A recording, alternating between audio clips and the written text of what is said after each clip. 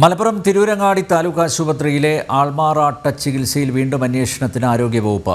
ഡോക്ടറായ ഭാര്യയ്ക്ക് പകരമായി ഭർത്താവ് ചികിത്സ നൽകിയ സംഭവത്തിൽ DMO അന്വേഷണം നടത്തിയെങ്കിലും നടപടിയുണ്ടായിരുന്നില്ല.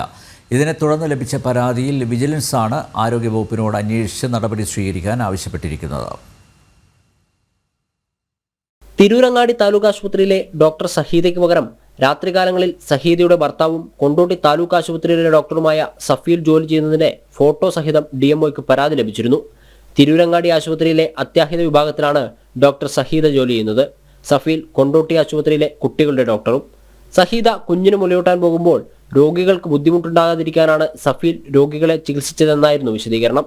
കഴിഞ്ഞ ഫെബ്രുവരിയിൽ ലഭിച്ച പരാതിയിൽ DMOയുടെ നേതൃത്വത്തിൽ അന്വേഷണം നടത്തി കുറ്റപത്ര മെമ്മോ തയ്യാറാക്കിയിരുന്നെങ്കിലും ഇരുവർക്കുമെതിരെ നടപടിയുണ്ടായില്ല. തുടർന്ന് പൊതുപ്രവർത്തകനായ അഡ്വക്കേറ്റ് കുളത്തൂർ ജയസിംഗ് വിജിലൻസിന് പരാതി നൽകി. അനുമതിയില്ലാതെ ഭാര്യയുടെ ജോലി ഭർത്താവ് ചെയ്തത് അഴിമതിയും അച്ചടക്കലംഘനവുമാണെന്നും സഫീൽ ചികിത്സ നൽകിയതിൽ അന്വേഷണം നടത്തി തുടർ നടപടി സ്വീകരിക്കണമെന്നുമായിരുന്നു ആവശ്യം. ഇതിന്റെ അടിസ്ഥാനത്തിൽ ആരോഗ്യവകുപ്പിനോട് തുടർ നടപടി സ്വീകരിക്കാൻ ആവശ്യപ്പെട്ട് വിജിലൻസ് കത്ത് നൽകി. ആരോഗ്യവകുപ്പ് അഡീഷണൽ ചീഫ് സെക്രട്ടറിക്ക് വിജിലൻസ് ഡയറക്ടറാണ് കത്ത് നൽകിയത്.